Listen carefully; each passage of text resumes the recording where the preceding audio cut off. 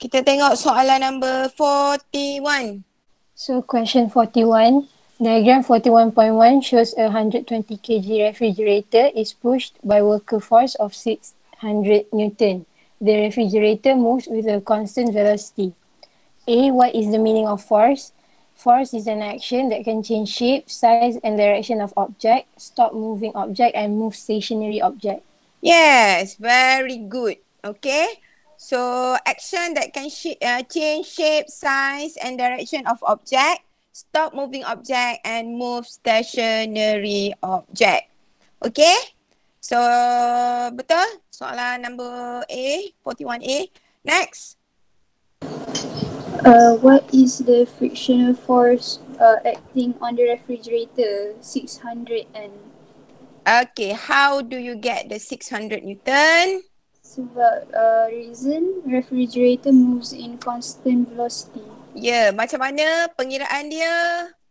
You have to show to us how you get 600 Newton. Boleh conteng tak? Fika? Afika? Okay, formula apa kita nak guna, girls? F equals to MA. Yes. So, tuliskan di situ F equal to MA.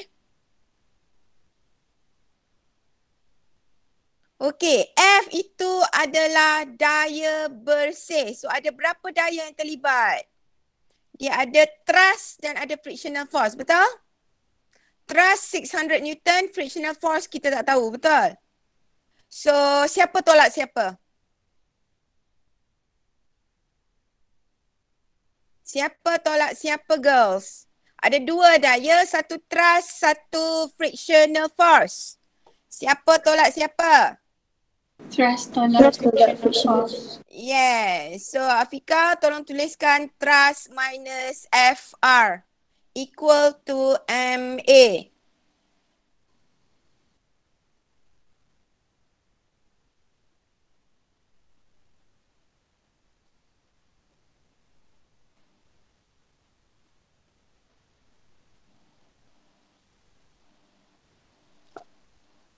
Apa tu? Buruk tulisan kau.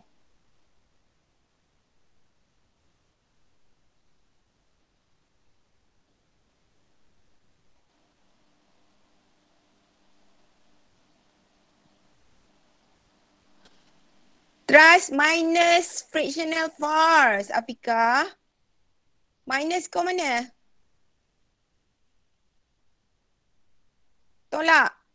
FR, frictional force.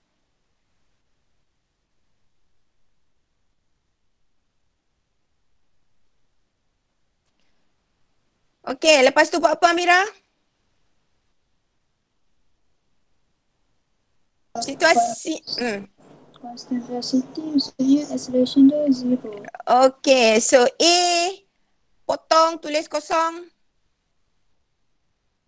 Potong pada A, Afika. A pada step yang kedua tu lah. Okey, kosong. Tulis tu kosong. Kenapa kosong? Girls? Constant velocity. Yes, constant velocity. Jadi thrust tadi berapa nilainya? 600 Newton. Yes, so thrust tulis itu ganti 600 minus FR equal to 0.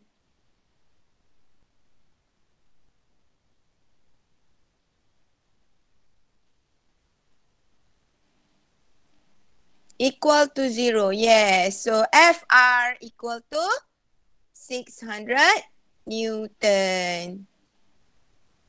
So Fika, 600 equal to FR. Okay. Dapat ya? Dapat ya? Macam mana kita? Dapat. Okay. So girls tolong ingat ya, formula F equal to MA itu adalah formula yang paling asas untuk forces. Okay. So F besar dia tu adalah daya bersih. So you kena tengok ada berapa daya-daya yang terlibat dalam soalan. Cari atau simplifykan dulu daya-daya tersebut. Barulah you dapat samakan dia dengan MA. Okey, kemudian sekiranya dia kata constant velocity, maknanya A dia adalah 0. Boleh faham ke tak ni? Boleh. Okay, alright. Okay, next question. Give the reason. Tadi kita kata apa tadi? Soalan B2. Refrigerator move in constant velocity, comma. Hence, acceleration equal to 0. Hence, A equal to 0.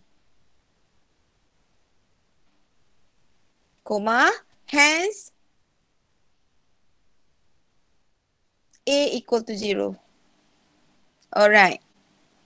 Sebab constant velocity tu ada dalam soalan. Jadi kalau you tulis move in constant velocity saja, dalam soalan dia dah cakap tadi kan?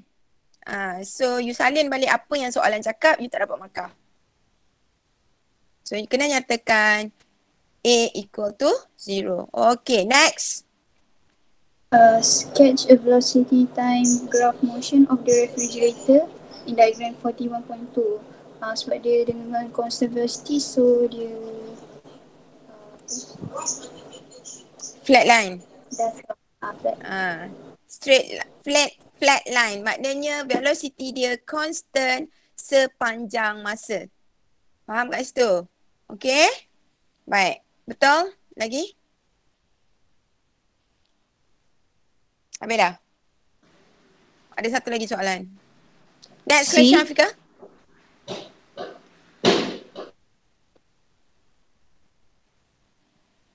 Next question, Afika. C.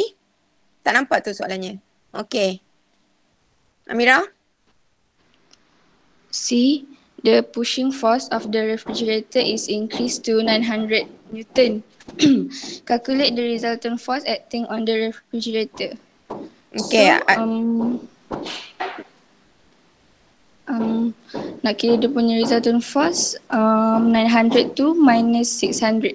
Okay, sekarang Equals formula to apa you 300. pakai? Formula apa you pakai? Masih lagi formula apa? Masih lagi formula apa? Saya kata dah tadi basic. Siapa yang bertukang tu? Bising betul Alia. Rumah kau bertukang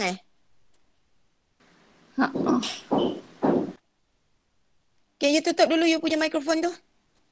Okay, F equal to MA. Itu formula dia. Sekarang situasi dah berubah ke belum, girls? Situasi berubah ke belum, girls? Belum. Kenapa belum berubah? Dah. Sekarang, dia kata pushing force, maknanya thrust, betul tak? Dia kata dah jadi 900 Newton. Tulis itu Afika, F equal to MA. Ni nak kena faham betul-betul ya, formula F equal to MA ini. Tadi A dia adalah 0 kerana pushing force dia adalah sama dengan frictional force. Tengok balik Afika jalan kerja yang sebelum ni tadi. Tengok balik mana jalan kerja yang tadi, yang slide sebelum ni. Yes, ini. Nampak tak? F equal to MA. Thrust minus FR equal to 0. Sebab dia kata constant velocity tadi, betul tak?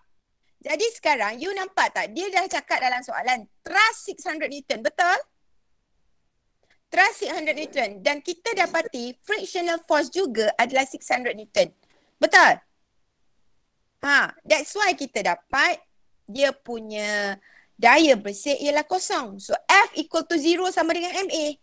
Sebab thrust tolak FR. Thrust 600 tolak frictional force juga 600. So that you dapat 0. Faham tak? Tengok pada formula F equal to MA. Thrust minus frictional force equal to 0. Thrust 600, frictional force juga 600. So 600 minus 600 equal to 0. Itu faham? Okay, sekarang situasi dia dah berubah. Thrust yang asal 600. Sekarang berapa thrust dia jadi? 900. Yes, 900. Jadi adakah MA itu masih lagi kosong? Dia akan jadi kosong kalau thrust dia 600. Betul tak? 600 minus dengan frictional force 600. You dapatlah kosong. Sekarang dia dah ubah nilai thrust itu jadi 900. Jadi 900 tolak 600. Betul. 900 minus 600 equal to MA. Betul tak sekarang ni? Betul. Adakah sama dengan kosong? Tak. Tak sama dengan Tak. kosong lah. Dia hanya akan sama dengan kosong kalau frictional force dia sama dengan thrust tadi. Okay? That's why FU yang sekarang ni, yang Afika tuju F equal to MA, masih lagi thrust minus FR. Tulis Afika.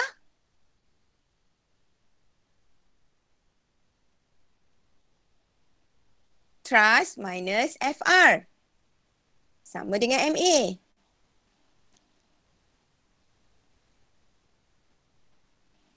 Okay, betul kan? Okay, sekarang dia nak tahu nilai thrust minus FR sahaja. Betul tak? Betul tak? Jadi berapa nilai thrust tadi? 900. Yes. 900, betul? Tulis situ 900.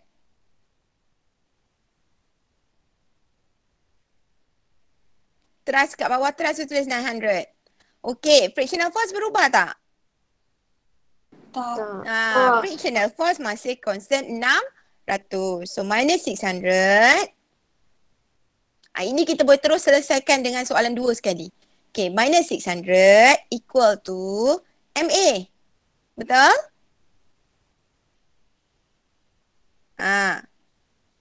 Okay, MA. Okay, soalan tanya daya bersih F tu, resultant force, iaitu F, betul? Itu yang kita dapat, jawapan dia 300 sebab 900 minus 600.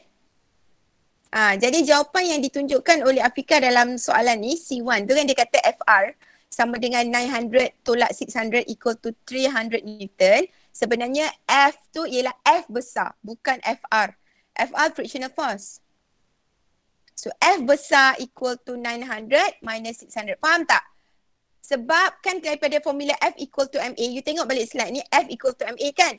F itu adalah thrust tolak FR, betul? Tu yang Afika keluarkan, F equal to 900 minus 600. So you dapat 300 Newton. Faham?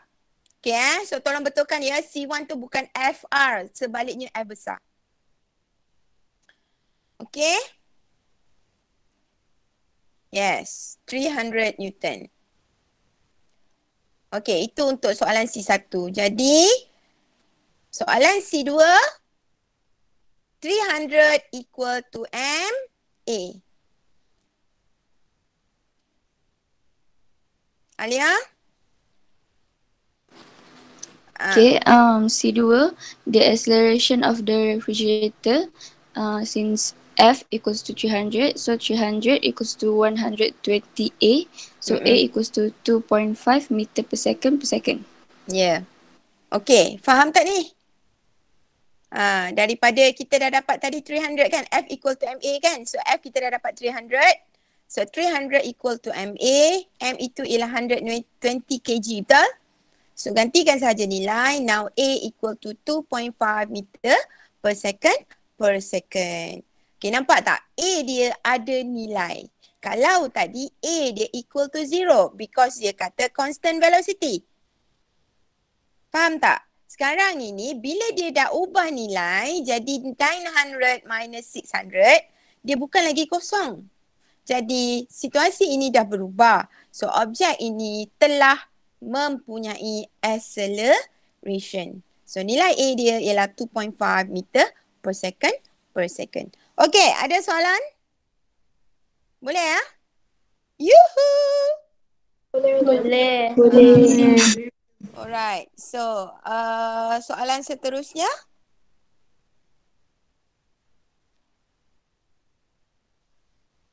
Okay, monitrust 5T. Siapa monitrust 5T?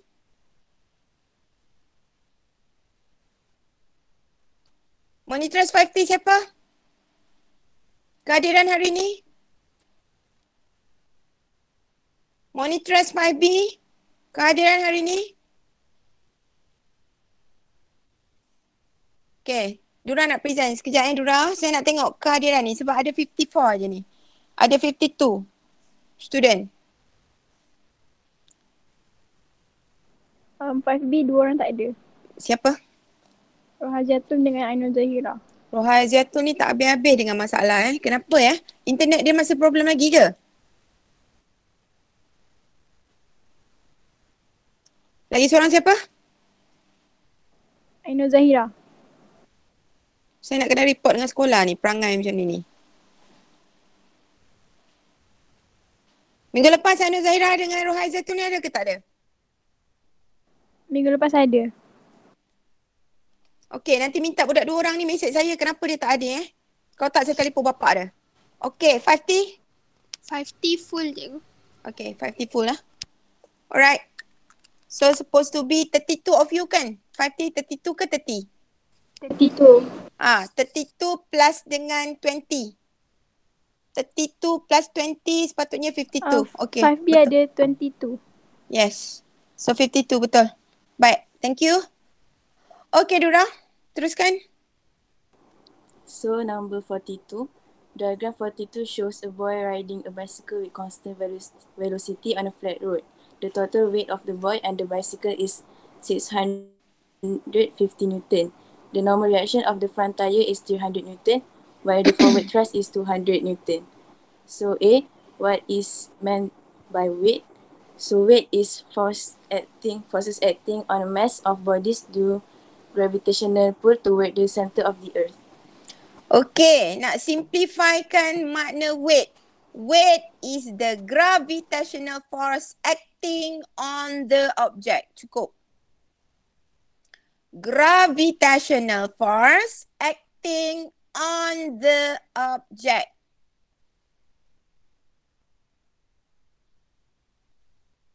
Okay.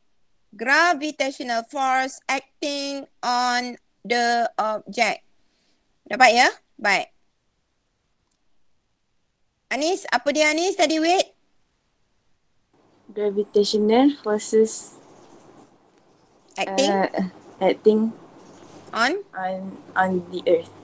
On the earth? On the object.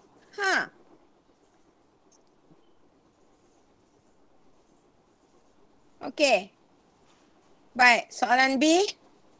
So B, calculate the normal reaction P on the rear tire. So dalam buku teks, dia kata weight equals normal reaction. So dia dah kasih. Tengok balik gambar. Dura, tengok balik gambar basikal tu. Okay. Boleh besarkan sikit Dura? Alright. Sekarang ini, weight ialah daya ke bawah, betul? Nampak tak 650 Newton tu? So 650 Newton itu adalah total weight of the boy and the bicycle. Betul? Dan daya weight menghala ke bawah kerana dia adalah ditarik oleh graviti. Betul? So daya satu lagi yang bertentangan arah dengan weight adalah normal reaction. Okay? Normal reaction, boleh tak kau conteng sikit dekat situ Dura? Yang opposite dengan 650 Newton itu ialah daya R ke atas. Label sebagai R.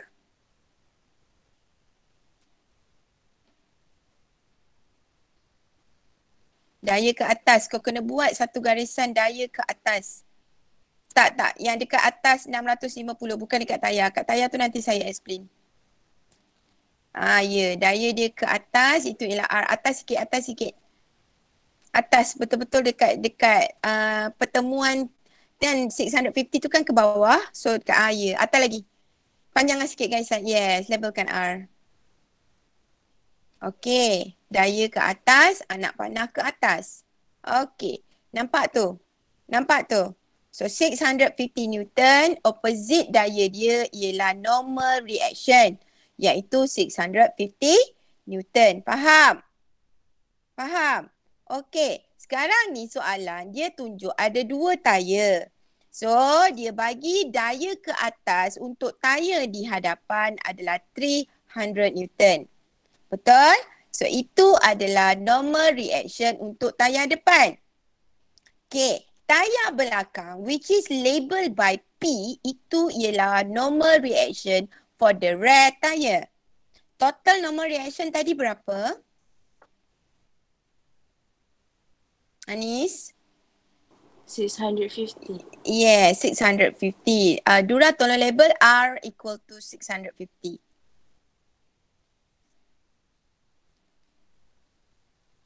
Okay, so R itu datang daripada 300 plus P.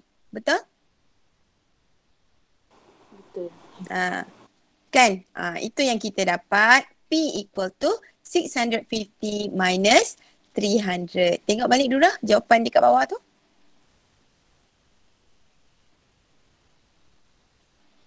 Dura, tu yang kita dapat.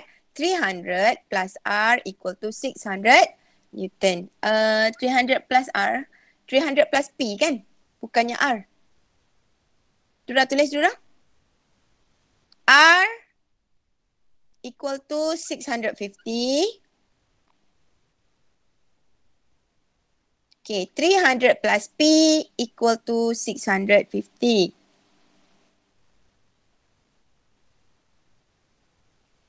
Yes, so P equal to 650 minus 300. Okay, so bukan 300 plus R ya. Okay, dapat? Faham? Alright. Okay, next. Anis? C, why is the drag Q equal to 200 at that time? Dekat atas sudah mention yang boy riding a bicycle with constant velocity. So the answer is because the bicycle move at constant velocity. Okay, hence A dia adalah Z0. Hence A equal to 0. Okay. Okay, bicycle move at constant velocity. Hence A equal to 0. Jadi bila 0, F equal to MA. F equal to 0, betul? F equal to 0. So daya dia tadi, dia kata ada drag, ada daya ke depan. Betul tak? Tengok gambar tadi basikal tu. Gambar basikal tadi. Ada bagi daya ke depan tu ada. Dia bagi daya ke depan 200 Newton kan? Sekarang Q ialah daya ke belakang. Betul tak? So dia ada dua daya yang terlibat. 200 Newton dengan Q equal to MA. Betul? Setuju ke tak ni? Faham ke tidak ni? Faham. Jadi kalau basikal tu dia nak bergerak, mestilah basikal tu bergerak ke depan, betul? Jadi daya 200 akan tolak dengan Q equal to MA. Kan? Faham ke? Faham. Jadi 200 minus Q equal to 0. So Q equal to 200 Newton. Assumption apa kita kata? Assumption kita kata dia adalah A equal to 0. Sebab itu kita dapat F equal to 0. Sebab M darab dengan A. A tu kosong. Okay ya? Baik. Next.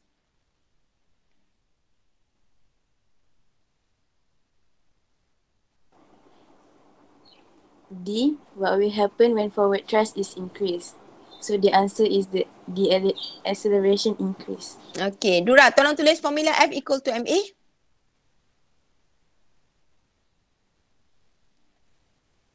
Okay. Kita ada tadi ialah thrust minus Q kan?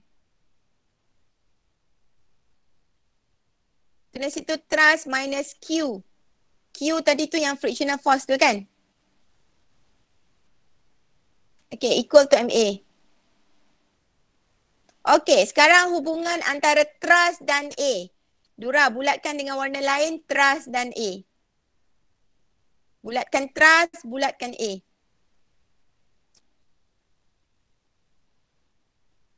Okay, dari segi persamaan ini, apa kita dapat apabila thrust bertambah? Tengok daripada formula. Hubungan thrust dengan A. Thrust bertambah, apa berlaku kepada A? A dia bertambah. Yes, A dia bertambah. So Dura buat thrust anak panah ke atas, A anak panah ke atas. So thrust bertambah, A bertambah. Faham? Okey, kalau saya tanya, apa hubungan mass dengan acceleration?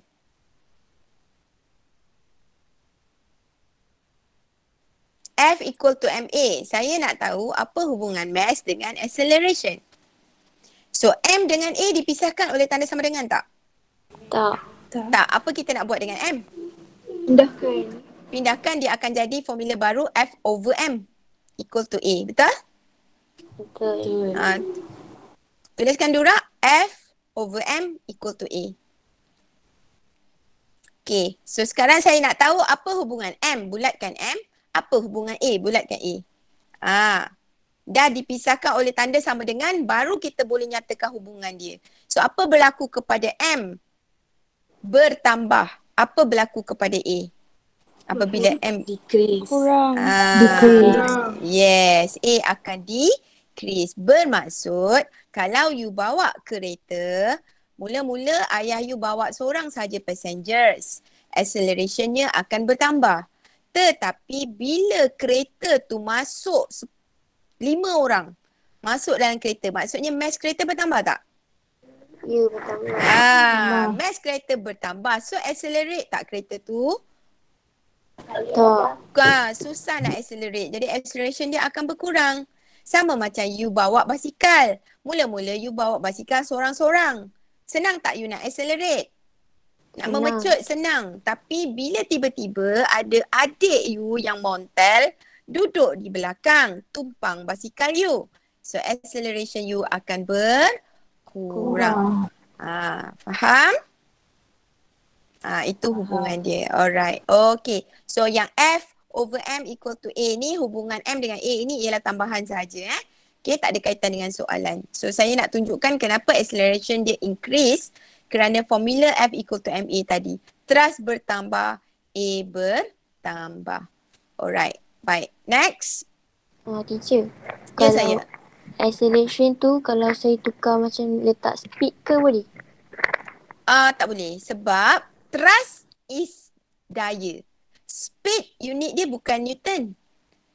Speed unitnya ialah meter per second. Kan F equal to MA. F itu ialah force.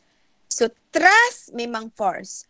Drag force. Frictional force, force. Faham? Okey, teacher. Okay. Baik. Lagi? E, table 42 shows the design and specification two different bicycles P and Q used in the competition to ensure the bicycle move faster. Based on table 42, state the characteristic and the reason for the suitable bicycle should be used.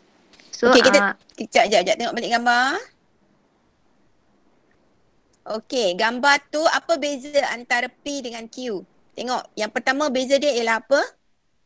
Made from steel. Yes, body made from steel, body made from carbon fiber. Jadi itu karakter pertama yang you kena pilih. Sama ada it's made from steel or it made from carbon fiber. Second one? Handle shape. Yes, handle shape. So dia ada bagi dua.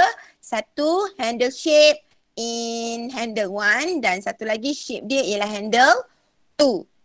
Okay, so shape tu kita boleh gunakan handle 1 atau handle 2. Okay, boleh tak kalau kita kata bending shape?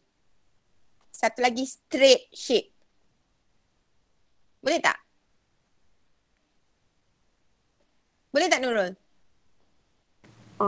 Saya tulis aerodynamic shape. Aerodynamic?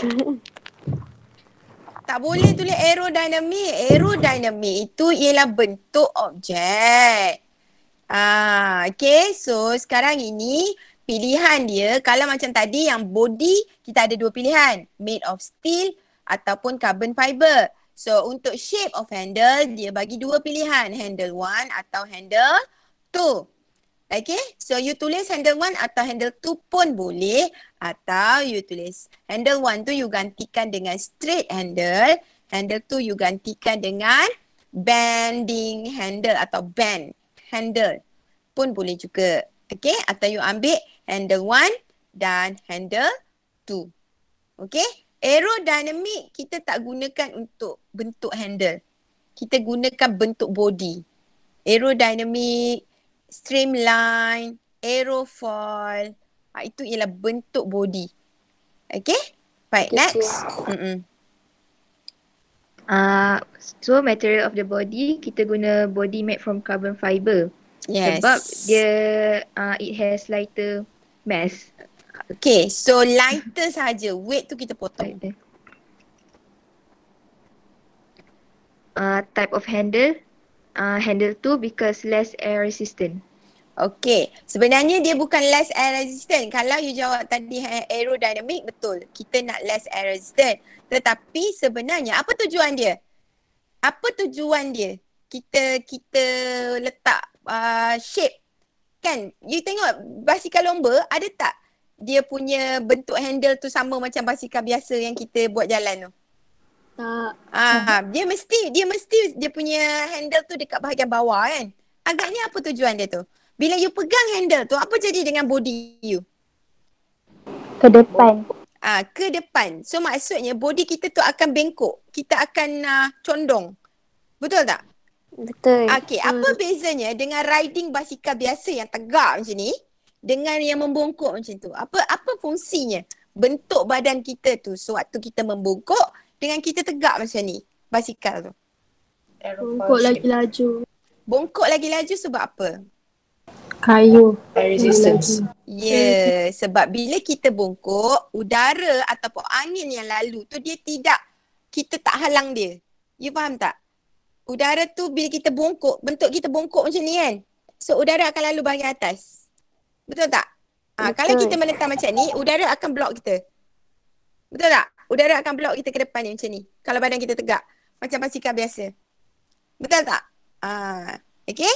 So itu tujuan dia. So sebenarnya bentuk handle tu itu adalah bertujuan supaya badan kita tu boleh bend. Okay? So to bend the body. Reason dia ialah to bend the body. Kalau you nak letak hands boleh. Hands reduce the air resistance. Okay. To bend the body. Okay. So tujuan dia ialah untuk bila kita bend body kita reduce the air resistance. Okay. Sama macam kalau kita jalan lepas tu melawan angin kencang. Apa rasa? Susah tak nak jalan?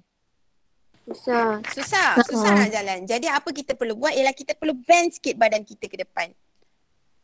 Jadi angin yang kuat tadi tu maksudnya badan kita tu tak menghalang pergerakan angin tadi. Jadi kita boleh bergerak dengan lebih mudah. Okay ya? Alright. So next, which bicycle more suitable? Bicycle Q. Yes, bicycle Q. Okay, carbon fiber. Okay, carbon fiber ni tahu kan body basikal kan? Kita boleh angkat basikal punya body tu senang. Betul tak? Sebab carbon fiber ni dia kuat dan dia ringan. Lepas tu kalau kita body contohnya kapal layar.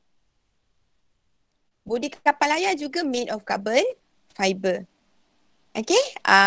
Apa tu lagi satu? Yang kita apa tu nama dia dekat ombak tu yang kita berdiri atas ombak tu. Yang kita berdiri macam ni tu. Apa nama benda lagi?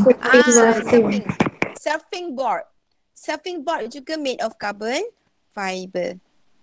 Okay? You pernah tengok tak carbon fiber ni macam nak cakap dia ada, kalau kita tengok benda tu dia ada macam fiber dekat atas board tu. Dia ada fiber-fiber dia. Pernah tengok tak? Tak pernah tengok? Basikal ni dia pun made of carbon fiber juga. Okay, so dia lighter. Alright. Okay, so soalan number 43 ya. Ada apa-apa tak nak tanya so far? Boleh so far so good Nerf, okay Nerf? Okay. Okay, next question. Diagram 43 shows an archer who's on the bowstring produce a tension of 320 Newton. in each string. The angle between the two strings is 128 degree. So if Yes. what kind of energy is stored in the string when it is stretched? The answer is elastic potential energy. Yes, elastic potential energy. Okay. Next question. Determine the resultant force of the strings by using scaled diagram. So dia punya tension tadi kan 320 Newton. So kita gunakan 1 cm to 80 Newton. So lukiskan, lepas tu angle dia 128. Lepas tu kirakan dia punya resultant force, dia akan dapat 3.5 cm. 3.5 cm tu darabkan dengan 80 Newton, so dapat 280 Newton. Okay, sebenarnya saya lebih suka kalau you all pakai triangle of forces saja. Okay, balik semula tengok gambar tadi. Dini? Okay, so boleh tak you conteng sekejap dekat situ? Okay, dekat gambar tu manakah tensionnya?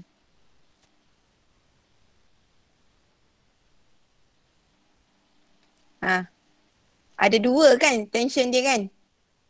Mana? Dekat string. Tanda. Anak panah sekali. Okay, garisan biru. Ya, nampak? Ada dua. Satu, boleh tak you buat garisan?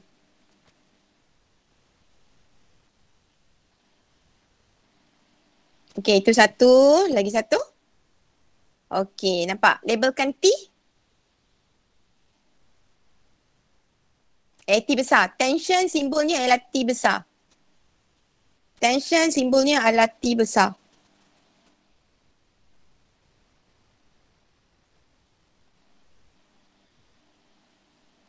Okay. Alright. Di mana sudut 128? Di antara tension.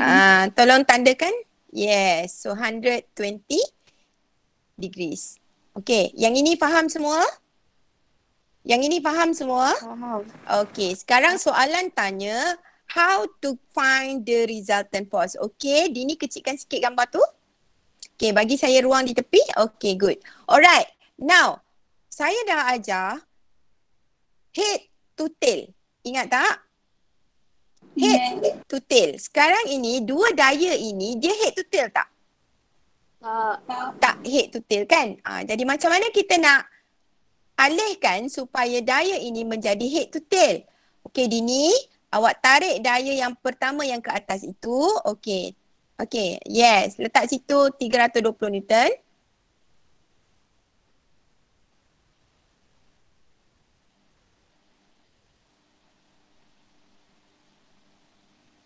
Okey, yang ini daya yang pertama, betul? Okey, settle daya yang atas. Daya yang bawah, boleh tak kita letak dekat bawah dia? Tak boleh. So, kita kena letak di mana? Atas. Naik atas. Dekat atas, yes. Di atas. So, arah tak berubah ya? Okey, teruskan Dini. Arah tak berubah, cuma kita pindahkan saja dia. Okey, anak panah. Okey, nampak? Head jumpa ekor. Kepala jumpa ekor, betul? Faham tak kepala jumpa ekor? Alright, jadi completekan segitiga ini. Okay, direction dia untuk, yes. So, resultant force dia itu dia. Yang you nak cari nilai dia. Okay, label satu lagi yang 320 Newton juga untuk T yang kedua. Okay, now kita nak tahu nilai yang bawah tu. Okay, Dini tuliskan R equal to tanda soal. Okay, R resultant force tanda soal berapa? Okay, baik. Sekarang ini sudut dia, okay, Dini 320 Newton, T yang pertama itu, dia bagi 128 kan? Betul tak? Dekat mana 128 tu? Okay, you panjangkan daya yang pertama, daya ni you panjangkan ke depan sikit. Bukan, ke depan. Ke depan. Itu belakang, depan dia.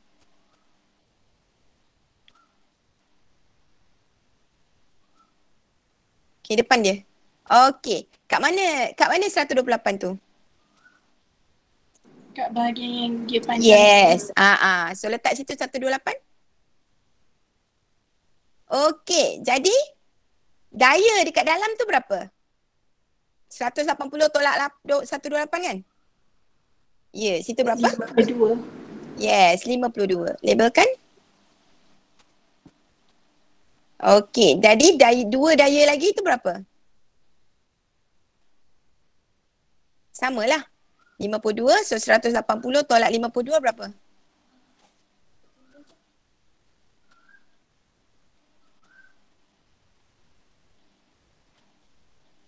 Jalan je. Okey, 64. Okey So yang ini faham ke? Yang ini faham ke? Faham. Okey, sekarang barulah kita lukiskan ikut skala dia. Tadi skala kita ambil 1 cm 80 Newton, betul? Betul. Jadi sekarang kita dah ada sudut dah. Sudut 52, sudut 64, sudut 64. Okey, so semua orang sekarang, okey, tolong sediakan protektor, tolong sediakan pembaris, tolong lukiskan diagram ini ikut skala dia. So sudut antara dua daya tadi 52, 64, 64. So you kira ikut skala 1 cm sama dengan 80 Newton. Okey, lukiskan dan ukur panjang R tu berapa. Okey, buat sekarang. Semua orang buat sekarang.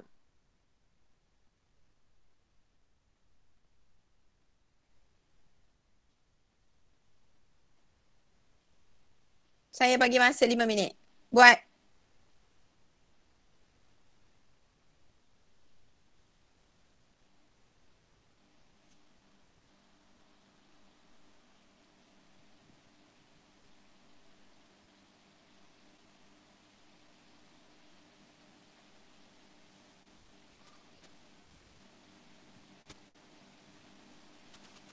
Lukis balik gambar ni tapi menggunakan skala yang betul dan sudut yang betul so that you kena gunakan protektor.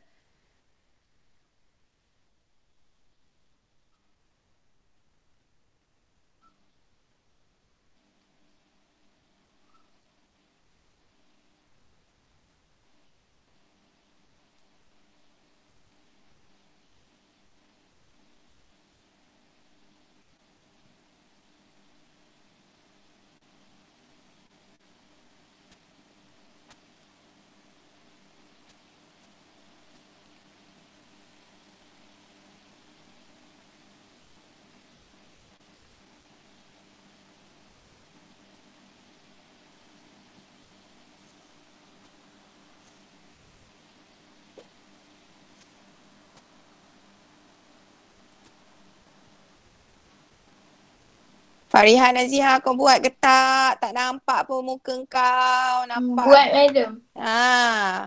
Video tak on, kamera tak on. Tak apa kau buat tak nampak kat situ.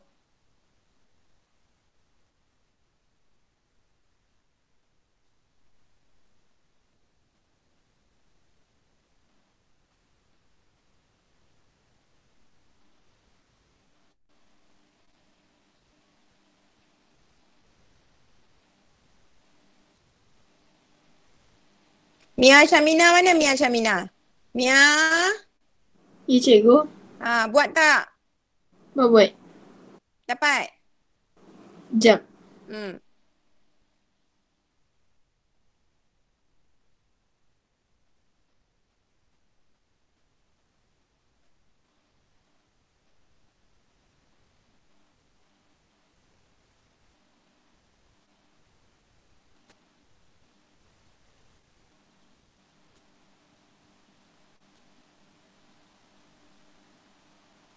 Humairah dah siap Humairah dah buat dah. Boleh Humairah? Humairah Ibrahim, boleh? Boleh.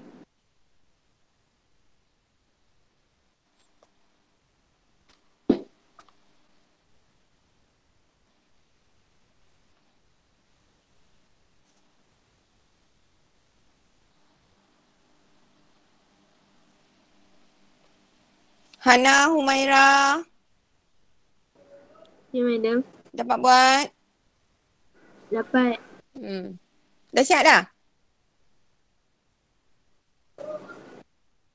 Belum? Hana? Hana Humairah? Dah siap ke? Ya cikgu. Dah siap? Saya tak ada protector jadi saya kira guna formula. Aku lempang sekarang. Mana pergi protector kau? Mana pergi protector? Protector pun tak ada. Hilang cikgu, nanti saya beli. Bukan kita dah guna daripada hari tu lagi ke? Hari tu ada, baru hilang. Sebab yang ni tak boleh guna pengiraan biasa ya. Sebab soalan dia kata gunakan full scale kan diagram. So kita kena gunakan kaedah betul-betul menggunakan protector lah. Sabrina dah siap? Muka macam dah siap je Sabrina? Dah. Dapat buat? Hana Syaril? Boleh? Tengah buat. Tengah buat lagi lamanya. Amalina? Dah cikgu. Dah teacher. Okay.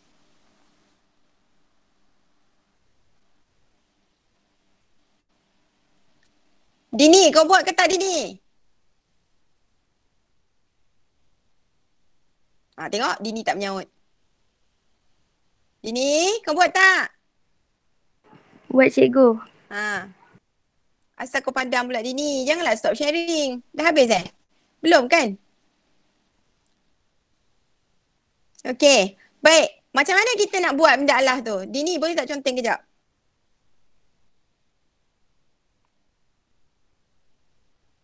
Dini? Okey. So first kali awak tengok sudut yang 52 tu kan? Okey, Dini boleh tak you buat simbol T dekat kawasan kosong ni? Macam ni kita nak mula-mula nak buat segitiga ni. Okey, buat satu simbol T. T kecil T kecil. Kat tengah-tengah sikit lah. Situ tepi sangat.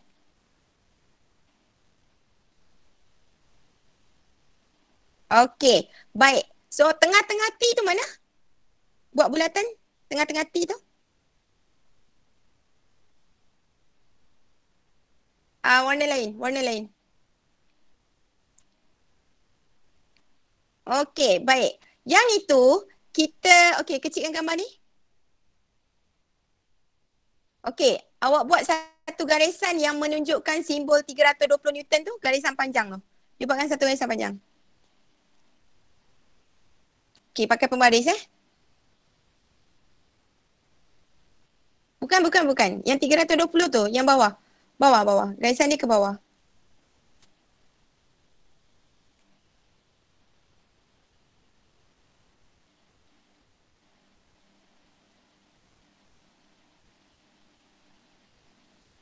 Okey,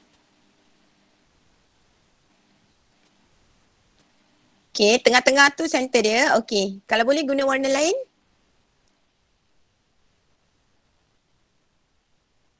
Okey. Okey, satu lagi daya ialah yang ke kanan kan, ke bawah. Betul. Satu lagi daya. Lukiskan. Okey, nampak? Okey, labelkan anak panah untuk dua-dua daya ni. Okay, now you nampak tak masa mula-mula kita nak lukis tu, kita buat simbol tambah tu. Okay, kan sudut kita dah bahagikan separuh-separuh tu. Sudut yang sebelah kiri tu kan dia actually 52 darjah, betul tak? Daripada dua-dua daya ni 52 darjah kan. So kita dah divide dia kepada dua bahagian. So berapa sudut yang pertama tu? 52 bahagi 2 kan? 52 darjah tu bahagi 2 berapa?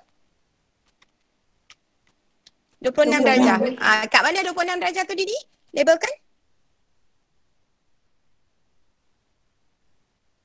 Yes, sebelah dia. So you faham tak cara dia? So first tadi mula-mula you buat simbol tambah ni.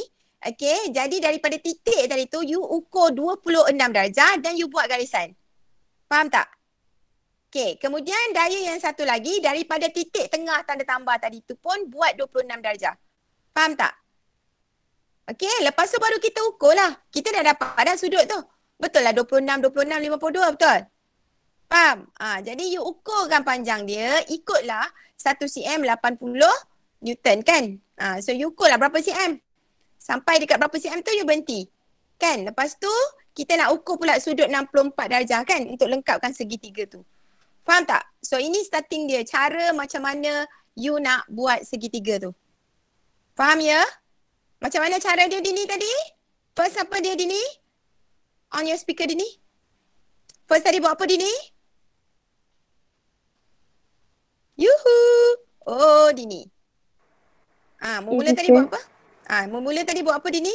Kenapa kau hilangkan gambar tu? Apa step dia tadi mula-mula Dini? Buat tanda apa? Yang second ni ke teacher? Yang kita nak lukis tu. Okay, buat simbol T kecil kan? Lepas tu? Lepas tu buat garisan daripada titik yang tengah pertama. Dia. Daripada titik tengah dia, betul? So kita nak ukur berapa sudut dia?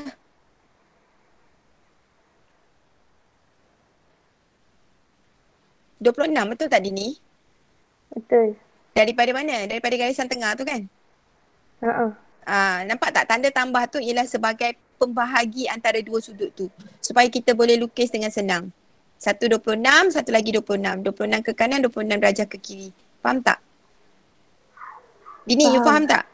Yang lain boleh ya? Yang lain? Boleh. Okey, baik. Jadi kita dah dapat berapa nilai R sebelum you tukar kepada 1 cm 80 Newton. So berapa cm you dapat untuk nilai R? 3.5. Okey, 3.5 darabkan dengan 80 kan?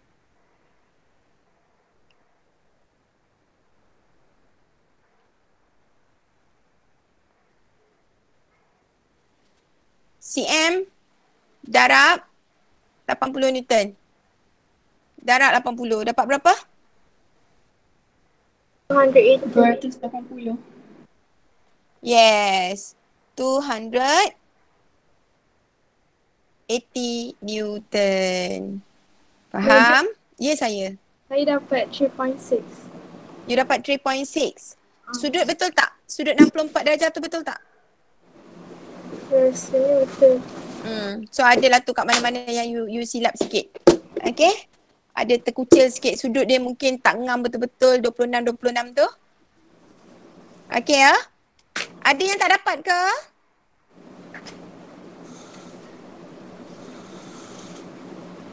Okay, baik. Tengok soalan seterusnya. Okay, tengok balik gambar yang tadi. Gambar yang siapa tu buat tadi? Yang ini tadi sebab Humaira yang buat ni tadi. Besarkan sikit. Ni gambar ni macam tak. Saya tak nampak mana tip to tail dia. Tip to tail dia ada dua segitiga tu kan? So kalau kita, dia sebab dia buat parallelogram. Jadi kalau kita ambil segitiga yang bahagian atas. Dini, boleh tak you highlight sikit segitiga yang bahagian atas ni? Yang tu kan? Tu salah tu. Okay. So anak panah? Ya. Tapi sudut 128 tu betul ke?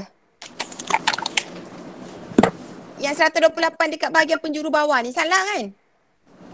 Betul teacher, dia yang antara dua strings tu.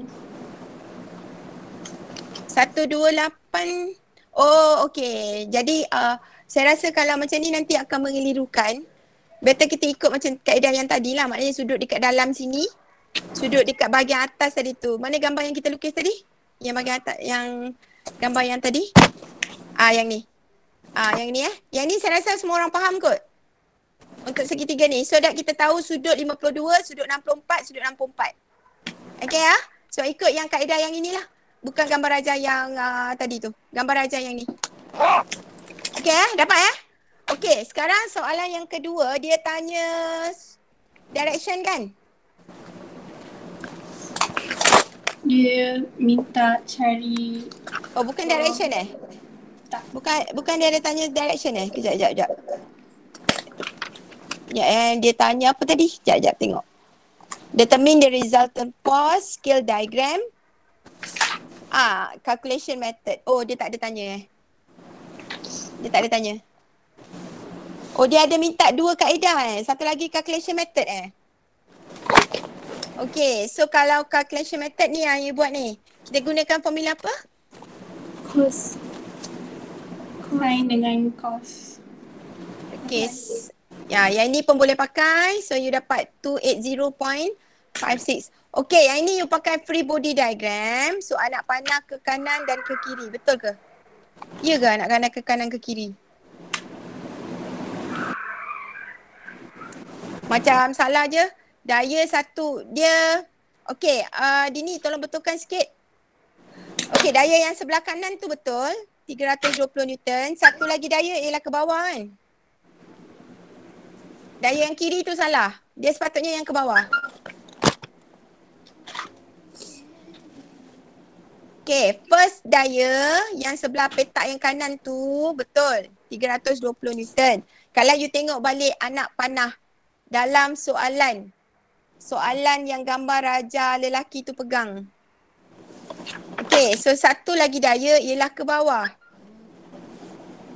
Yang ni salah. Tu bukan. Bukan itu. Bukan dekat situ. Daya dia ialah di bawah.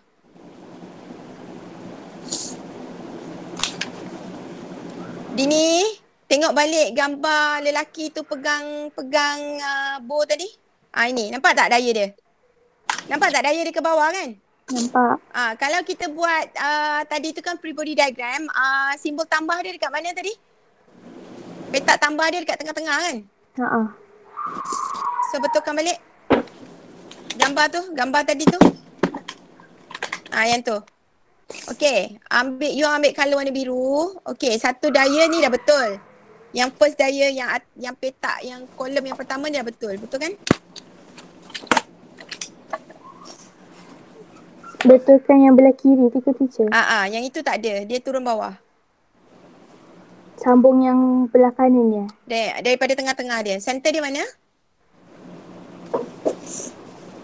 Center. Bukan situ sayang. Bukan situ. Dia mesti bermula daripada center. Center tengah. Okay, dia kan simbol tambah ni. Nampak tak? Dia simbol tambah. So tengah-tengah tu ialah objek dia. Mana tengah-tengah? Center mana center? Center mana center? Dini, center mana? Center. Pusat dia mana? Tengah-tengah dia mana? You kan buat simbol tambah tu. Nampak tak you buat? Mana center dia? Yang ni. Tanda kan? Bukan, itu bukan center. Titik tengah simbol tambah tu. Yang ni ke teacher? Yang tengah-tengah. Yang itu kan? Tengah-tengah tu bulat je. Tak payah buat tambah.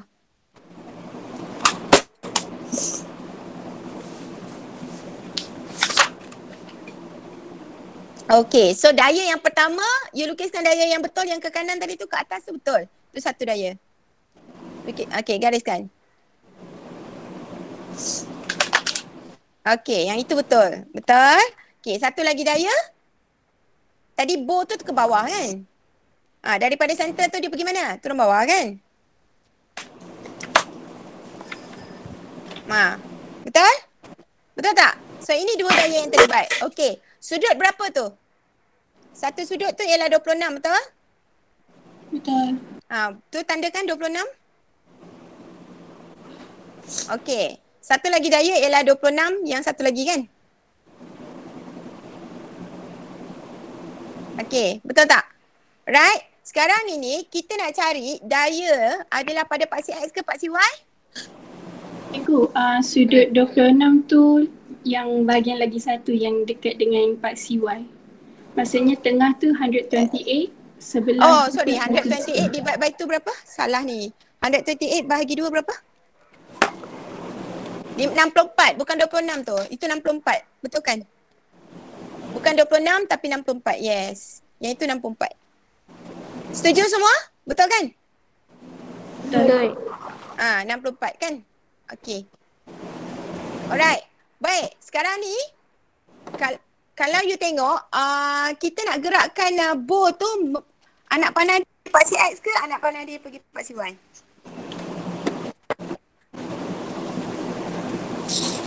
Anak panah dia pergi paksi X. Paksi X. Jadi leraian dia ialah pada paksi X.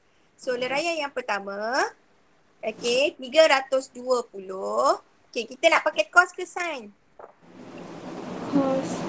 Cos. Tulis balik fx sama dengan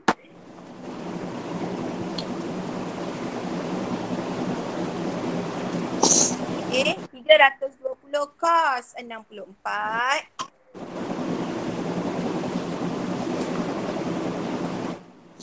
tambah 320 cos 64. Betul tak? Kenapa tambah? Sama arah. Sama arah. Okey, tengok balik anak panah tadi. Okey. Ni you akan dapat berapa? 280 kan? Okey, you tengok anak panah ni. You nak pergi kepada paksi X, betul tak? Nak pergi ke paksi X kan? So paksi X yang sebelah kanan lah, betul tak? Jadi yang daya yang anak panah tu kalau you tarik dia pergi ke paksi X, anak panah dia semua akan menghala ke sebelah kanan. Daya yang bawah tu pun kalau you tarik dia pergi ke paksi X, dia juga akan menghala ke kanan. Jadi sebab itu kita gunakan tambah. Kalau kita leraikan dia kepada paksi Y, kita bukan nak cari fx, kita nak cari fy. Daya tu menghala kepada opposite direction, betul tak? Dua-dua daya tu. Satu ke atas, satu ke bawah, betul tak? Kalau you tarik daya tu ke atas dan ke bawah, paksi Y kan horizontal macam ni. So daya yang pertama, anak panah dia akan pergi ke atas. Daya yang kedua, anak panah dia akan pergi ke bawah. Betul tak? Itu akan ditolak kalau kita cari pada paksi Y. Sekarang kita cari pada paksi X. So tekan kalkulator. 320 cos 64.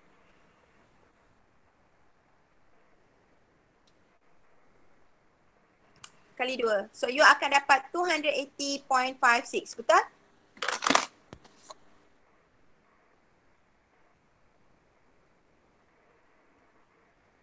Betul? Betul. Okay. So itu satu calculation method. Satu lagi calculation method itu ialah bentuk segitiga tu. Kita pakai cosine rule ataupun sine rule. Betul? Betul. Alright. So kaedah yang kedua tadi tu kita pakai yang segitiga tadi. So apa formula kita nak pakai untuk cosine rule tadi? Boleh tak kau conteng balik bentuk tu tadi di ni dekat situ untuk kaedah yang kedua. Bentuk segitiga tadi yang kita lukis tadi. Conteng je kat situ.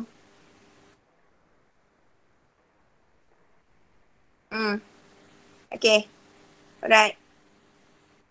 So 320 Newton. Okay, sebelah sana pun 320 Newton. Sudut dia ialah berapa tadi? 64 berapa tadi? Yang dekat antara dua tu. Yang tengah-tengah tu tadi berapa? Lupa dah. 52. 52. Okay. Okay, tu. Macam mana nak guna? Nak pakai cosine ke nak pakai sine rule? Sine. Dini kau nak pakai yang mana? Cosine ke sine rule? Tak kisah. Kita pakai cosine. Mana A, mana B, mana C?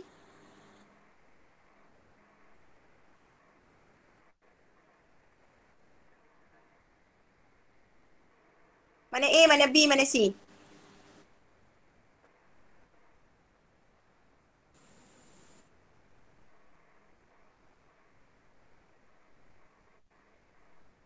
Okay, so kita nak cari A kuasa 2 kan? Okay, tulis je kat situ tak apa. Tulis kat bawah segitiga tu senang. Jadi nampak.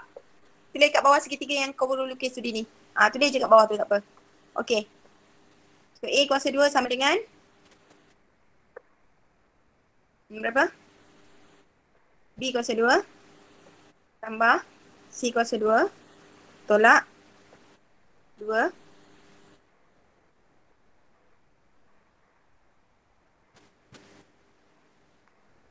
Okay, kira dapat tak?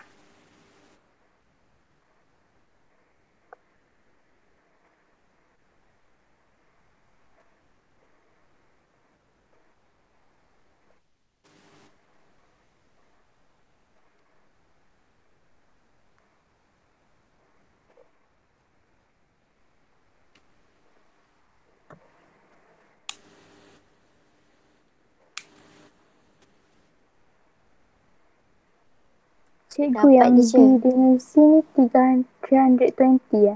Ya. Dapat ke? Ke tak dapat? Dapat teacher. Dapat. Dapat.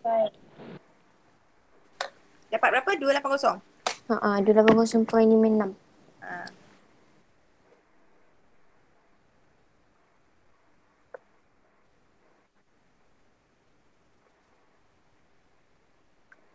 Okey, ada soalan setakat ni? Madam, jadinya kalau calculation method ni ada dua cara lah kan? Ya. Boleh guna. So kalau you pakai kaedah cosine rule ataupun sine rule boleh, ataupun you gunakan kaedah tadi. Yang tadi kita pakai tu ialah resolution force.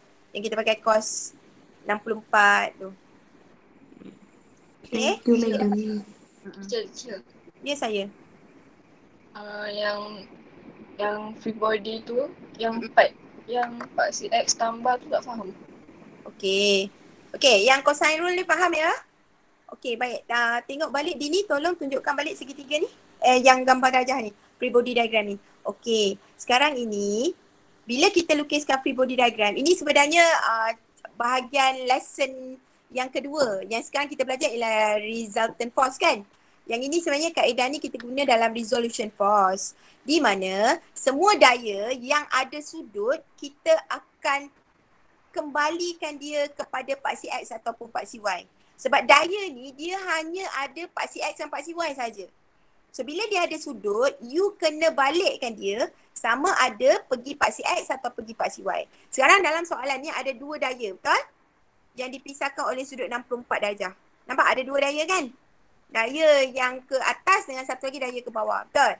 Jadi sekarang ni kita buat keputusan. Kita nak dia pada paksi X ataupun pada paksi Y. Macam mana kita nak buat keputusan dia pergi paksi X atau pergi paksi Y? You tengok gerakan objek tu. Macam dalam kes ini, dia adalah arrow kan? So arrow tu akan pergi menegak macam ni. Dia tak akan pergi naik ke atas. Betul? Jadi kita buat keputusan, kita cari dia pada paksi X. Sebab itu kita tulis Fx sama dengan. Okey, yang itu faham Dura? Okey, so sekarang ada dua daya yang kita perlu kembalikan dia kepada paksi X. Sekarang paksi X ialah paksi horizontal, betul? Horizontal kan? Okey, kita tengok daya yang pertama. Daya yang pertama ni dia ada sudut 64 darjah. Betul? Anak panah dia ke atas. So seolah-olah you nak tarik dia pergi paksi X. So bila you tarik daya yang ke atas dia pergi ke paksi X, anak panah dia tetap pergi ke sana. Tetap pergi ke sana, betul? Betul tak?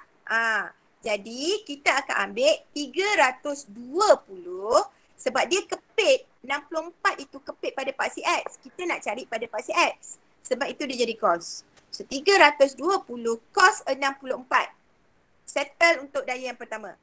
Sekarang daya kedua pula. Daya kedua ialah daya yang bawah. Anak panah dia ke bawah macam ni kan. So bila you nak tarik dia pergi ke paksi X, dia tarik dia pergi paksi X, anak panah dia tetap ke sana. Sama arah dengan daya yang atas tadi. Faham tak Dura? Jadi sebab itu dia jadi tambah. Okay Baik. Okay, sama. Alright, settle. Ada lagi soalan nak tanya? Okay, soalan C.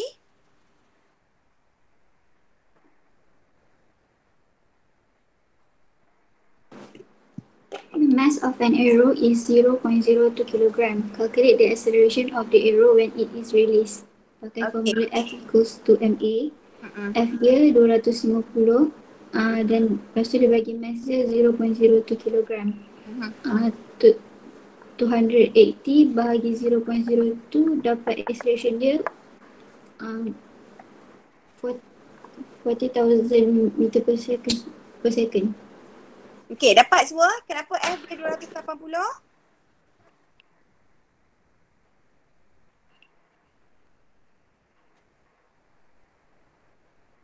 Kenapa F dia 280? Dia sepatutnya 280.56 kan? Betul? Madam.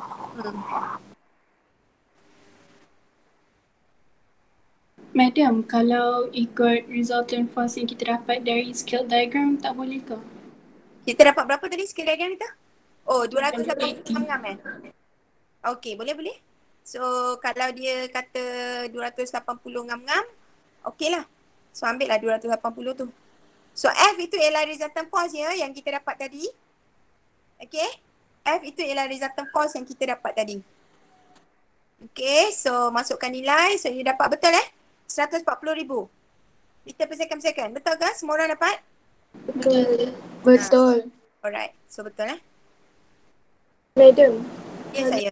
kalau dalam exam boleh guna dua-dua ke? Saya salah satu. Okay, dalam exam kita akan pakai calculation method. Jarang dia bagi kita lukis menggunakan skill diagram tu. Jaranglah dia gunakan parallelogram atau triangle method tadi. Biasa dia jarang suruh kita pakai protector. Tapi akan kita tak tahu. Kadang-kadang ada juga tapi jarang. Normally dia akan suruh kita gunakan calculation method. So calculation method tadi ada satu you lukis free body diagram tadi tu kan. Yang kedua you pakai formula cosine rule ataupun sine rule. Itu untuk calculation method dia. Boleh? Okay. Baik. Dah settle untuk soalan 43. Okay, 44. Dapat ya? Ada soalan lain Boleh? Amalina macam pening-pening lalat je tu. Okay, thank you Dini. So, question number 44.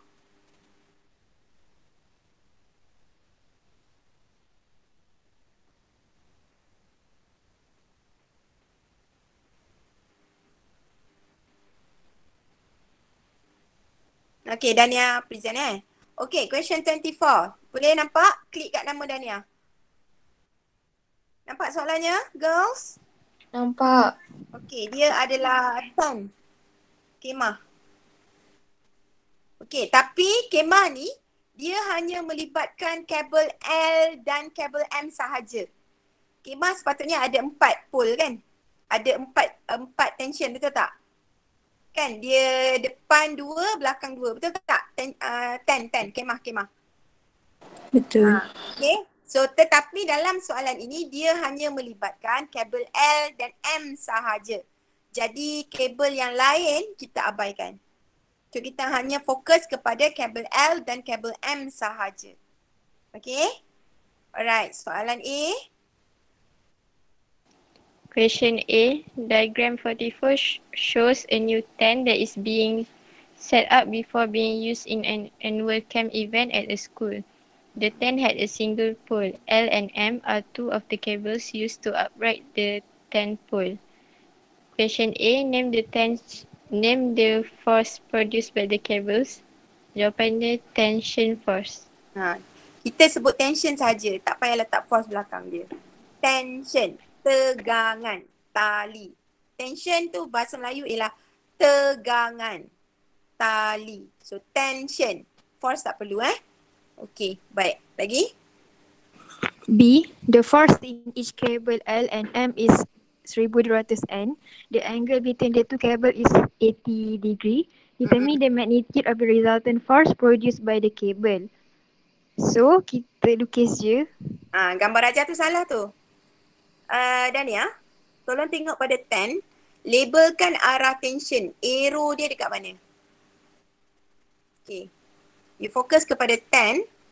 Okay, kita pada kabel L dan kabel M. Di manakah arah tension dia?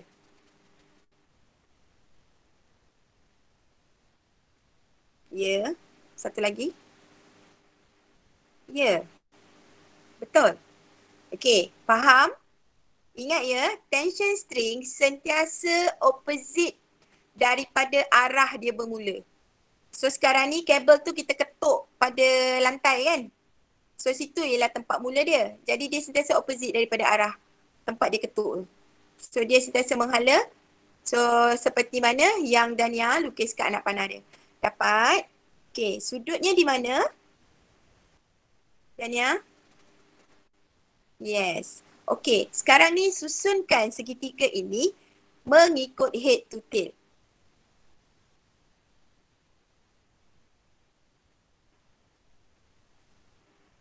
Ya ke tu? Awak dah tukar daerah pula. Awak dah tukar arah tu, salah. Arah dia you tengok tu, tension dia kan macam itu. Okay, satu daya, lukis dulu satu daya. Okey, anak panah? Yes, yang itu betul. Satu lagi.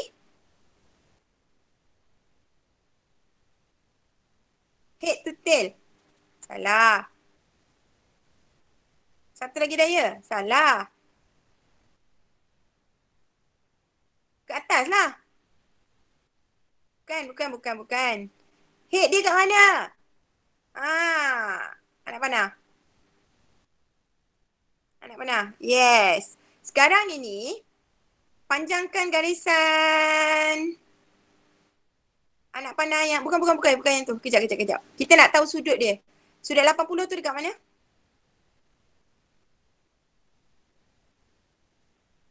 Okay, you panjangkan anak panah tension yang atas tadi yang baru you lukis tu. Panjangkan ke bawah. Okay, kat mana sudut 80 tu? Okay, betul. Betul tak situ 80? Betul. Okay, jadi sudut dekat bahagian dalam segitiga berapa? 100. Yes, bukan 100? Okay. Alright, kat mana resultant force? Lengkapkan segitiga tu. Berhadapan dengan 100 degree tu. Yeah, double anak panah. Yes, labelkan R. Okay, berapa sudut dalam dia? 40.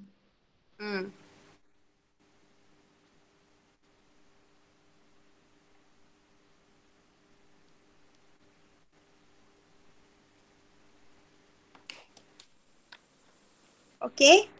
So, kakak boleh kira lah.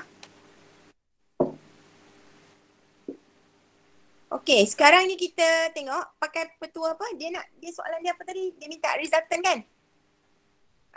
Jadi tengok anak panah yang you lukis ni tadi. Balik semula, yang you buat tadi. Okay, so dia bagi berapa? Daya yang pertama 1200 kan? T yang pertama 1200, T yang kedua pun 1200. Labelkan Dania. Okay, satu lagi. Alright. Jadi kita gunakan cosine rule ke sine rule ni? Kita biasa pakai cosine kan? So kita pakailah cosine rule. Jadi cosine rule, mana A, mana B, mana C? R. Okay, A to R. So R kuasa 2 sama dengan 1200 kuasa 2 tambah 1200 kuasa 2 tolak 2 B kuasa B darab C kan? Okay.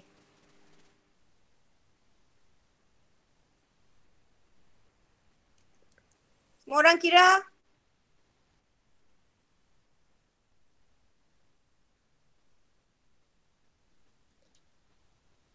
Eh, 2AB ke 2BC?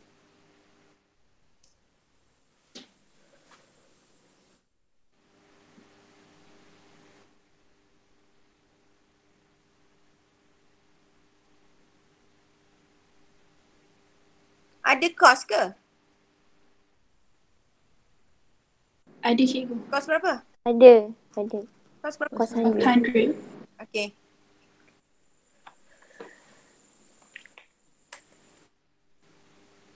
Kira.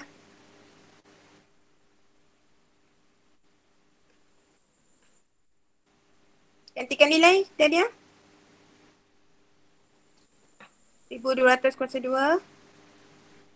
A kuasa 2 tu.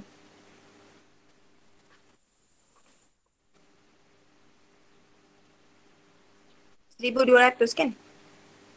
1200. Kuasa 2. 1200 kuasa 2 Dania.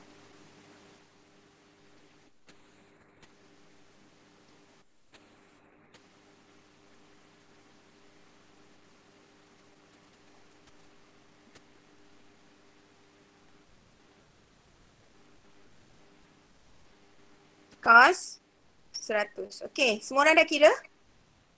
Dah. Okay, dah berapa? So A sama dengan? 1838. Yeah. 1. 0.5. 0.551. Yes. Newton. Okay? Faham? Faham? Faham. Kita tengok dekat gambar yang Dania lukis yang salah tadi. Dekat mana yang dia salah? Gambar segitiga yang Dania lukis. Apa yang salah? Tukar arah. Direction dia buat triangle tu tidak mengikut head to tail. Dia ikut head to tail tapi dia ubah direction untuk kabel punya anak panah. Betul? Nampak tak? Itu kesalahan pertama dia. Kesalahan kedua dia kedudukan 80 darjah tu. Kan? Faham jadi betapa pentingnya kedudukan head to tail itu. Okay, first kali you kena tahu ialah arrow. Tension tu arrow dia ke mana? Tension sentiasa arrow dia menghala berlawanan arah daripada tempat dia bermula. Kalau gantung paku kat dinding, kan? Paku ke atas. So tension dia akan opposite daripada arah paku tu. Faham ya? Sebab itu kita dapat arah tension untuk, sebab paku kita cucuk kat lantai tu dekat bawah kan? So direction of force dia ke atas. Faham ke tak ni? Faham. Okay? Baik. Alright. Settle. Kemudian soalan seterusnya apa? C1, what happens to the pole when the angle between the two cables is increased? The pole bend. The pole is bent. The pole is bent. Okay, apa jadi? Tadi direction 80, dia macam ni kan 80 tu kan? Antara kabel A dengan kabel B tu 80 kan? Sekarang dia buat macam ni, besar lagi. Agak-agak runtuh ke tak? Resultant force dia akan bertambah ke semakin berkurang? Bertambah. Are you sure? Tengok balik Dania. Tengok balik Dania soalan tadi. Yang perkiraan ni. Okey. Sekarang ni kita akan dapat berapa nilai R A dia tu kalau kita besarkan sudut. Kita pakai cos tu bukan 100. Kita pakai cos tu 200. You akan dapat sudut dia, nilai R dia tu berkurang. Faham tak? Sebab sorry. Bukan. Yang 80 tu kita besarkan dia. Sudut 80 tu kita besarkan dia jadi 100. Jadi sudut yang dekat dalam akan jadi 80. You faham tak maksud saya? Yang 100 tu berkurang kan? Cos tu akan jadi 80. Contohlah. Kita kecilkan cos 100 tu, kita jadi kecilkan dia. Tahu tak kenapa kecil 100 tu? So angle dia yang tambah. Angle antara kabel tu yang 80 darjah tu. Betul tak? Betul tak? Antara kabel tu sudut dia 80 darjah. Sekarang dia kata sudut itu yang dia tambah. Betul? Jadi andai kata 80 tu saya jadikan dia 100 darjah, maka sudut dalam segitiga tu akan kurang lah. Kan sekarang sudut dalam segitiga tu 100 sebab dekat luar tu 80. Betul? Jadi kalau sudut yang dekat luar tu kita dah besarkan dia, katalah jadi 100, maka sudut dekat dalam dia tu akan jadi 80, betul? Jadi persamaan yang kita tulis sekarang, cos dia tu bukan lagi 100 tetapi cos 80 lah. Kecil lah. Betul? Jadi bila you kira, you akan dapati, cubalah you kira. 1200 kuasa 2, 1200 kuasa 2, tolak 2 BC, cos dia 80. You akan dapati berapakah nilai resultant force dia? Bertambah ke berkurang? Berkurang. Resultant force berkurang. Apa kesannya bila resultant force dia berkurang? Daya yang nak support kabel tu supaya berdiri tu kan? Betul tak? Kan tu kita nak dirikan dia supaya dia tak runtuh. Lagi besar resultant force. Resultant force tu ialah daya pada tali yang pegang dia. Support dia supaya dia tak jatuh. Kita dapat tadi 1838.51 Newton. Which is bigger. Bila kita besarkan sudut antara kabel tadi, kita dapat nilai resultant force dia berkurang. Katalah kita dapat 1500. Maknanya daya yang support kemah tu dah jadi kecil. Dah jadi kurang. You faham tak? So apa jadi kepada kestabilan kemah tu? Tak stabil. Stabil ke semakin tidak stabil? Semakin tidak stabil. Tak stabil. Semakin tidak stabil. Jadi kita akan kata what happened to the pole when the angle between two two cables is increased. Pole tu apa pole? Pole tu tiang yang kat tengah tu kan? So apa jadi? Pole tu menjadi Unstable. The pole became unstable.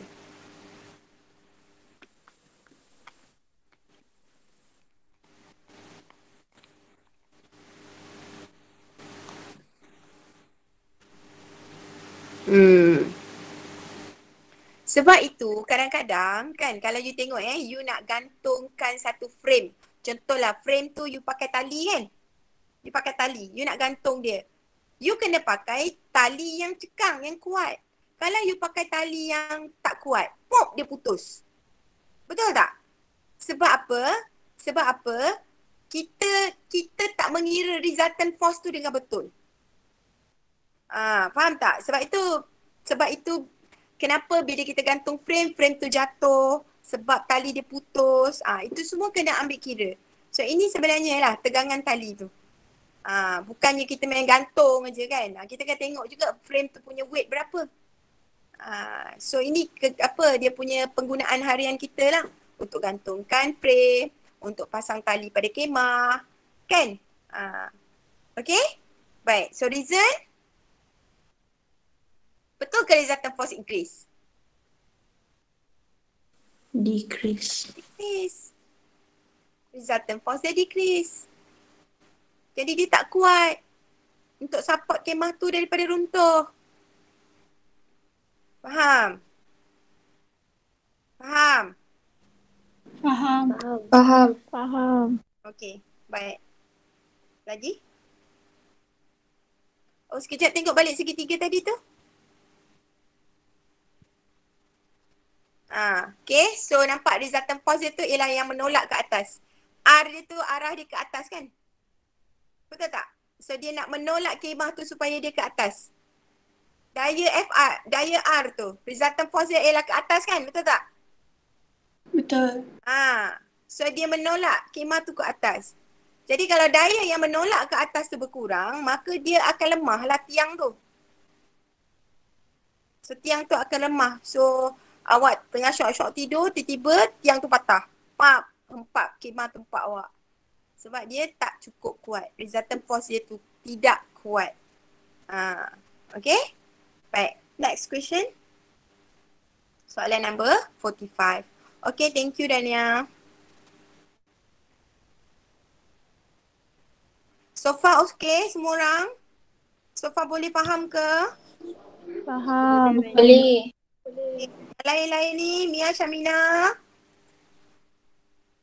Ya, saya. Boleh ke? Boleh cikgu. Boleh cikgu ke boleh Mia? Mia yang boleh ke teacher yang boleh ni? Saya yang boleh. Okay. Siapa lagi ada kat sini? Atira Hafia boleh? Boleh cikgu. Adelina? Boleh teacher.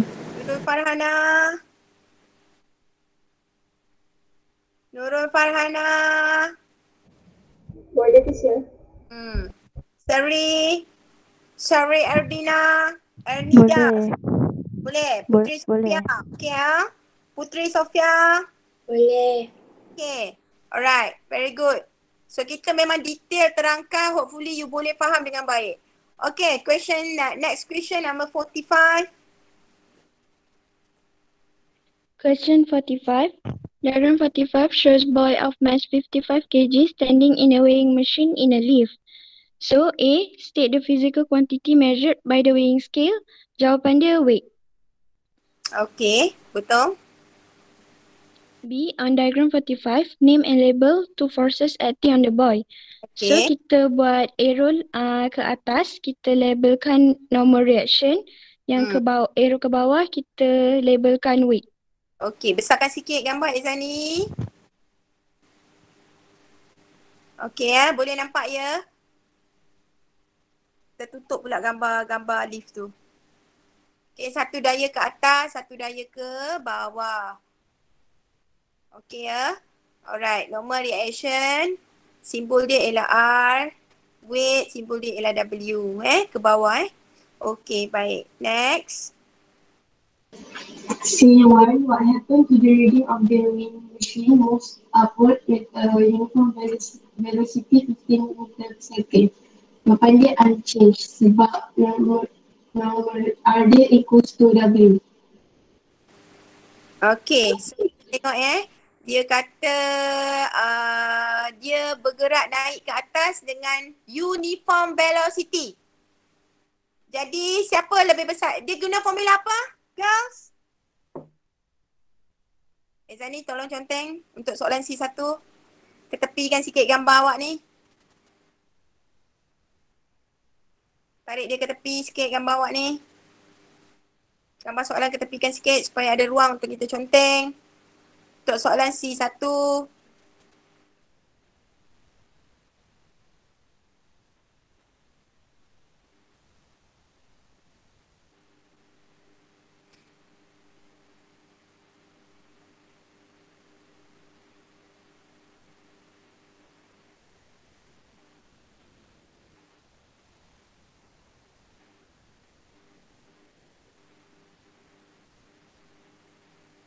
Apa yang kau buat Zani?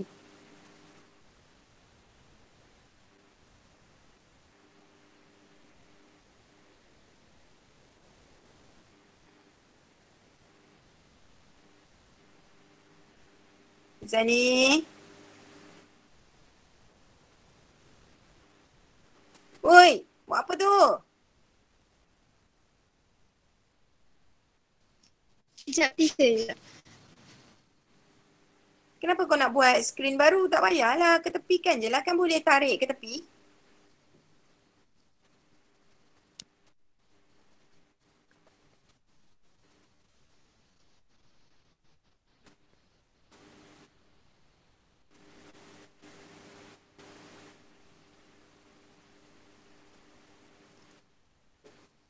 Okay, tunjuk balik skrin tadi. Okay, baik. Alright. Okay, so sekarang ini gerakan dia naik ke atas kan? So buat anak panah ke atas, Zani.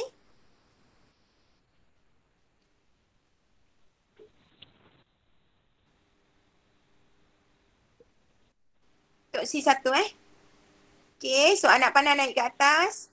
V dia bagi 15 meter per second. Okay. Tulis situ V sama dengan 15 meter per second. Ni sebenarnya tak payah kira pun tak apa. Tapi saya tunjukkan lah. Okay, V sama dengan 15 meter per second dekat anak panah tu. Okay. Okay, sekarang ni kita ada dua daya R dan W kan? So tulis situ F equal to MA.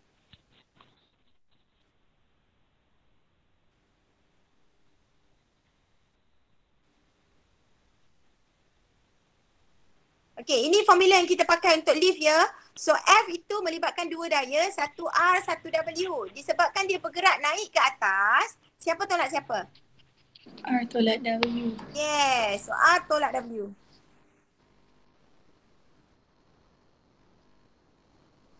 Okay, sama dengan. Okay, sekarang dia kata bergerak dengan uniform velocity. Jadi apa jadi dengan nilai A? Kosong. Zero. Kosong. Jadi sama dengan kosong. So R sama dengan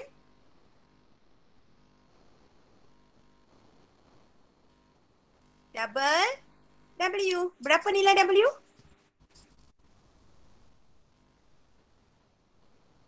Berapa nilai W? Dia bagi tak?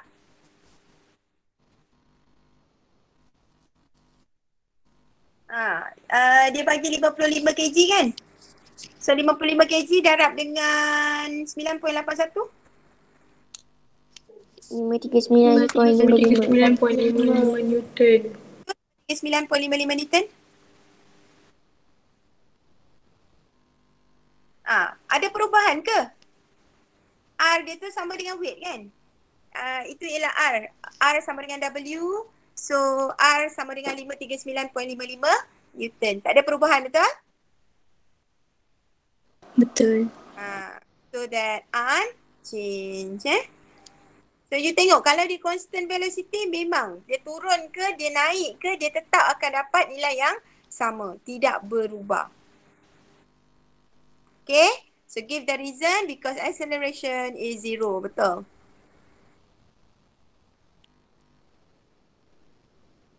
Faham? Ada soalan? Faham. Baik. Alright. Soalan D. Dia kata turun ke bawah dengan acceleration 6 meter per second. Okay. Ezani, anak panah ke bawah nilai A.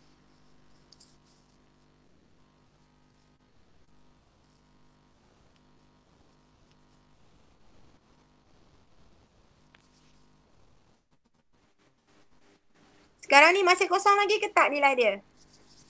Tak. Tulis A sama dengan berapa dia bagi? 6 meter per second. Cikgu, kalau deceleration bukan acceleration, dia negatif ke? Ya, tapi sebab kita tunjukkan arah dia ke bawah. Kita nak tahu siapa tolak siapa. Okey, faham cikgu. So dalam case lift ni kita tak payah ambil negatif positif dulu. Kita tengok arah dia. Siapa naik atas, siapa turun bawah. Okey, jadi formula F equal to MA, betul? Ezani? Betul. Tulis F equal to MA. Okey, sekarang siapa tolak siapa? W tolak R. Yes, W tolak R. Sama dengan MA.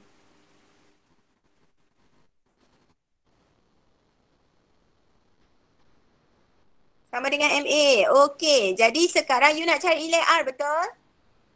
Jadi R pindah ke kanan. So W tolak MA. Betul? Sama dengan R. Setuju ke tak? Setuju. Dia nak tanya nilai R kan? Determine the reading of the welding machine. Betul? Dia nak tanya nilai R. Betul?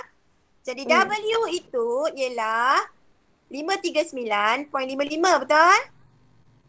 Betul. 539.55 tolak M berapa tadi? 55. 55 kali dengan 6. Yes. Sama dengan R. So R sama dengan berapa?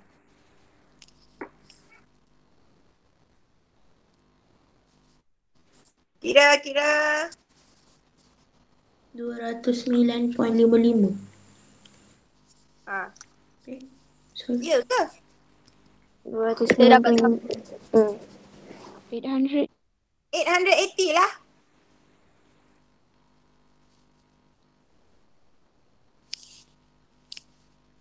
Ini guna negatif 6 lah, madam. Sekejap, kira. Mana kalkulator tu? Sekejap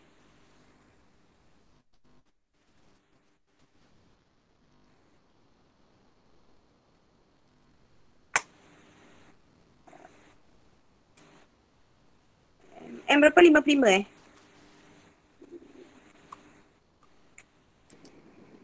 dia pakai negatif. Sebab decelerate.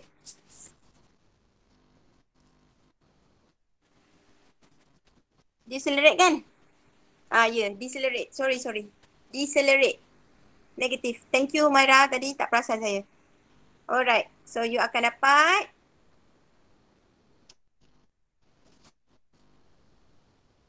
880. 880 ke 860? 869.55. Okey, betul. Sebabnya soalan ni dia pakai 10 dia punya G. Okey, so 869 Newton. Okey, tahu kenapa A negatif? Tahu. Sebab dia adalah decelerate. So Ezani, A tu tolong letak tanda negatif ya. Yang 6 meter per second tu tolong letakkan A dia ialah negatif. Sebab dia decelerate. Negative 6. Yang atas ni ya. Okey. Faham ya? Boleh? Boleh. Alright. Okey, settle. Okey, lift ni okey ke tak? Susah ke? Ni tolong letak unit. Ezani, Newton. 8 869.55 Newton. Alright. Okay, settle. Diagram 47.1 shows forces acting on a speedboat. What is meant by drag? Drag is a force that always opposes the direction of motion. Yes, very good. So drag is the force that always opposes the motion of the object. Okay. Second, by using the forces acting on the speedboat, explain how speedboat can move with a constant velocity and acceleration. Okay, so cerita dulu yang untuk constant velocity. When the boat moves with constant velocity, the engine thrust is the same as the drag force. This causes the resultant force to become zero. Okay, dia kena buat 2 point so 4 markah So point yang pertama, boat move constant velocity, acceleration equal to 0. Itu point number 1. Kalau yang with acceleration, engine thrust increases when the drag forces decreases. So the resultant force is not equal to 0. Ya, okey. Sekarang ni markah dia 4. Jadi 2 markah untuk constant velocity, 2 markah untuk ada acceleration. Jadi yang 2 markah yang pertama tadi, point number 1 dia apa? The engine thrust is the same as drag force. Pertama, boat move with constant velocity, acceleration is 0. Itu point pertama. Semua orang catat.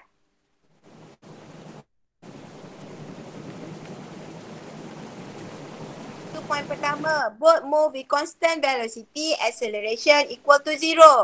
Point yang kedua, engine thrust equal to drag force.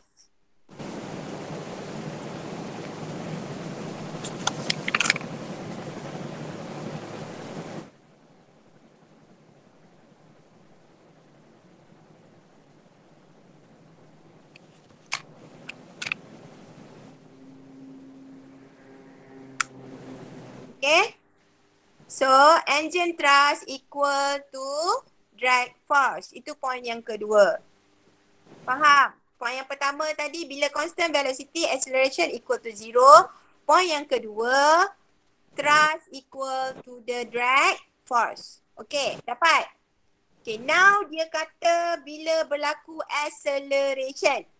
So, point yang pertama untuk itu, tadi point ketiga lah acceleration. So engine thrust, okay. When boat move with acceleration,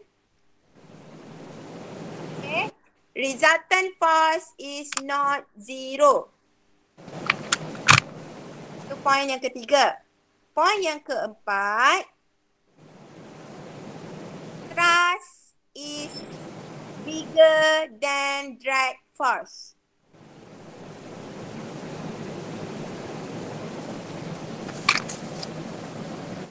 Okay, point yang ketiga tadi, when boat move with acceleration, resultant force is not 0.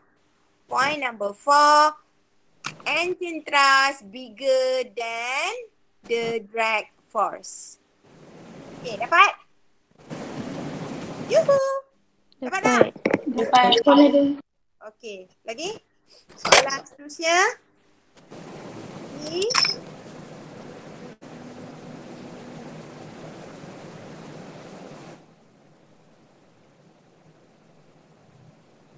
Soalan B, diagram 47.2 shows two towing boats pull a fishing boat from beach to sea use cables. Nak baca table ni ke, madam? Okay, so dia sekarang apa tujuan dia sekarang? Required to investigate for method as shown in table 47 used to pull the boat in order to move faster. Okay, so syarat dia sekarang ialah dia nak pull boat itu untuk move faster. Faham tak? Fishing boat tu dia tersangkut. So towing boat ada 2 untuk tarik dia. Okay, jadi ada 2 tension string yang akan menarik boat itu untuk bergerak. So dia punya target adalah untuk gerakkan fishing boat tu bergerak laju. Jadi apa karakter yang dia bagi? Dia bagi angle between two cables, type of cable, maximum tension of the cable dengan wooden bar shape under the boat as roller. Okey. Jadi tadi kan kita kata angle between two cable tu perlu besar ke kecil? Tadi angle tu kita besarkan, kita akan dapat resultant force yang kurang kan? Jadi kita besarkan ke kecilkan? Kecilkan. Yes, kecilkan. So, tandakan right pada yang kecil, angle between two cable tu kecil. Tandakan small tu betul. Okay, large dengan large tu pangkah. Okay, type of cable? Inelastic. Elastic, ya? Yeah? Inelastic. Kenapa nak elastic? Sebab kalau elastik dia punya tension tu kurang. So kita ambil N elastik, maknanya dia tidak macam getah. Kalau getah kita tarik dia elastik kan? Kalau tali kita tarik dia tak elastik. Mana lagi senang nak tarik? Nak tarik pakai getah ke nak tarik pakai tali? Tali. Tali and elastic. So tandakan right untuk N elastic. Okay, maximum tension of the cable low ke high? High. Yes, tandakan high yang right.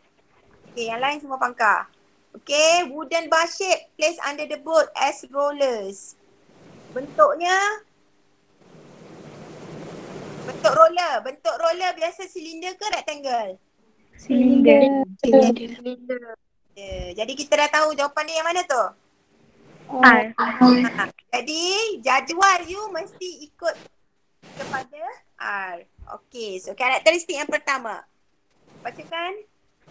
Pertama, angle between two cables are small. Explanation to produce greater resultant force. Yes, to produce greater resultant force. Lagi. In elastic cable to ensure uniform force. Okay, and elastic tu ejaan tu tolong betulkan ya. To produce greater force.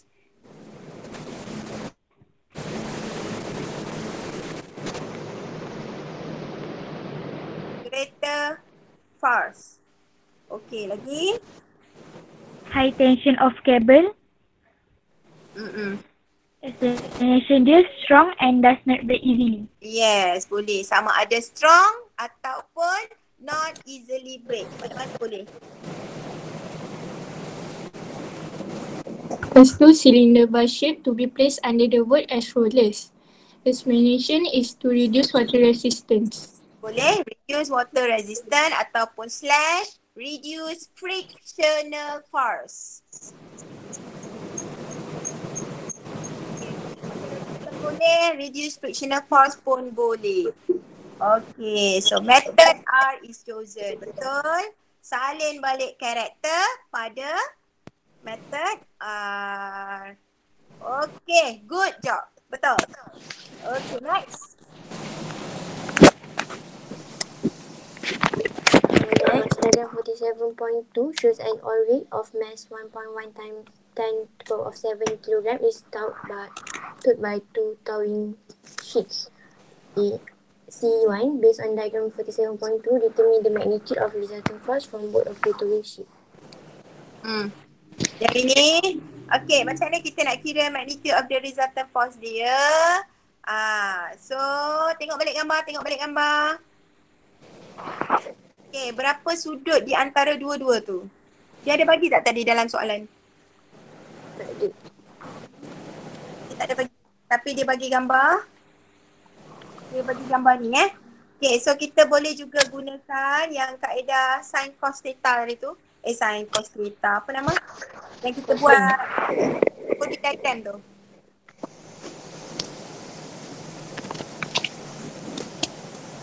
Kita boleh guna dua kaedah, free body diagram pun boleh, kaedah yang ini pun boleh. So tengok balik gambar dia tadi. So sudut antara dua label tu berapa? 67 Tambah dua. 67. Jadi sekarang ni anak panah tu you dah labelkan kan? Okay, so lukiskan segitiga daya. Daya yang pertama yang 32 darjah tu. Okay, satu lagi daya. Tak, bukan kat situ. Daya yang pertama tu anak panah ke atas kan? Head to tail. Okay, lagi yang bawah. Okay, sudut dia sepatutnya. Okay, betul Okay, sekarang ni sudut dia tadi 67 kan? 67 tu dekat mana? You panjangkan daya yang atas ni.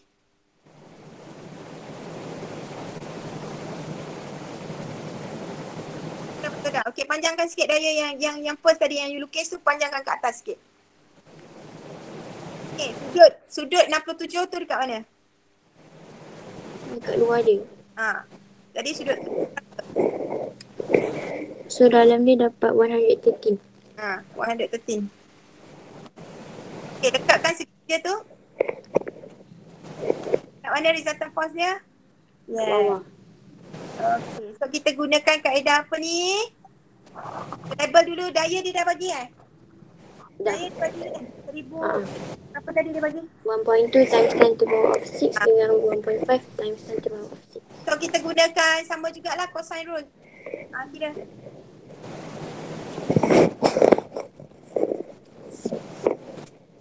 Boleh tak kita yang bagi atas tu?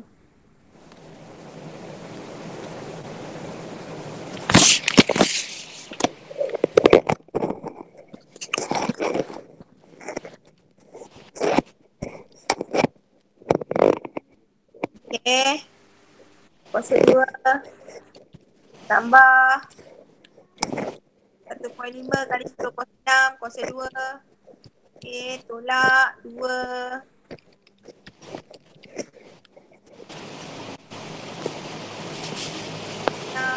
Okay. Cos 113 kan?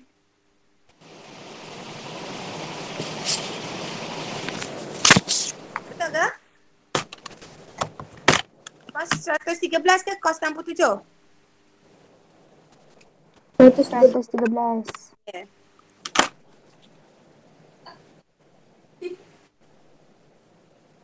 Okay.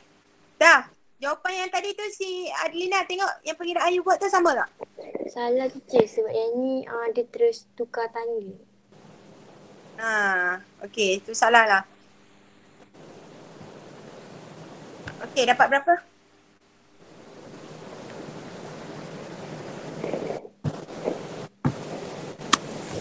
Yang ni dapat yang besar, dapat 1186016.34. Ya. Okay, itulah jawapan dia.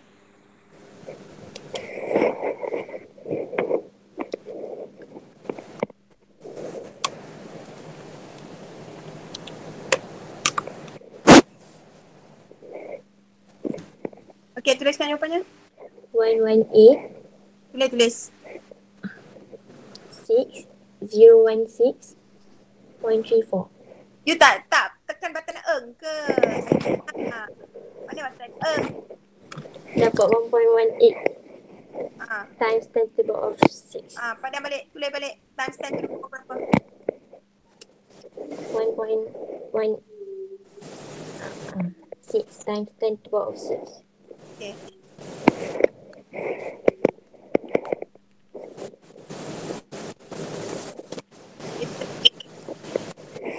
Okay, dapat Okay, soalan yang kedua, calculate the acceleration. So, guna formula. Newton mana Newton? Letak Newton. R sama dengan 1.1. R bukan R squared. R. Okay.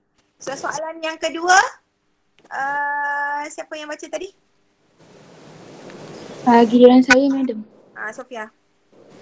Untuk C2, calculate the acceleration of the oil rig. So, kita akan guna formula F equals to ma. Okay. Lepas tu, kita masukkan nilai resultant force yang kita dah dapat tadi. 1.186 times 10 to the power of 6 equals to dengan berat yang dia bagi 1.1 times 10 to the power of 7 times A. Okay. Buatkan artinya.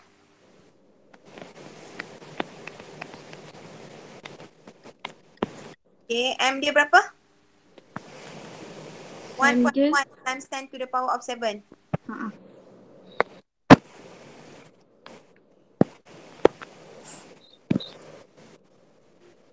times 10 to the power of 7. Okay, A. Alright, so A you dapat berapa?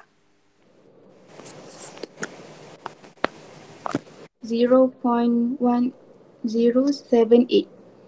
Okay.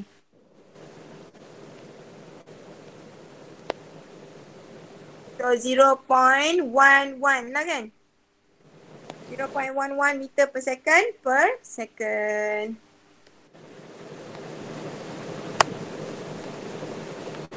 Okay. Settle. Ada lagi ke soalan? Dah habis kan? Dah. Okay ya? Baik. Dah hilang dah.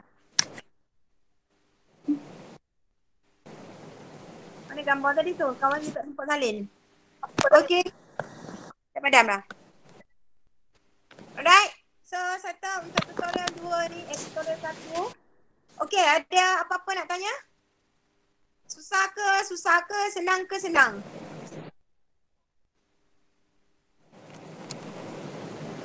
Senang ke senang ke? Susah ke susah? Biasa je. Biasa je. Biasa je. Okay ya. So you kena faham betul-betul konsep dia ya. Okay. So tengok balik daya tu arah ke mana. Adelina ni kena kod lah. Nantilah saya tunjukkan lalu apa tu namanya, recording. Okay. So saya rasa cukup. Completekan tutorial ini. So jika boleh, you all semua download kan?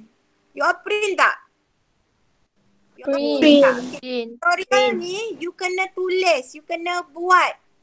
Faham? Kena buat sendiri. Memang kita bahagi tugas tapi you kena buat semua. Okay? Kalau you tak buat, you just copy kawan you punya, memang masalah nanti. Faham? Faham. Bab daya is antara critical topic dalam fiziks ya. So kena betul-betul fahamkan. Jadi kalau you buat tutorial ni daripada objektif sampai ke structure, insyaAllah you can do it. Alright, so itu sahaja untuk hari ini. Adelina kosongnya ya. Thank you very much. Adelina baca doa.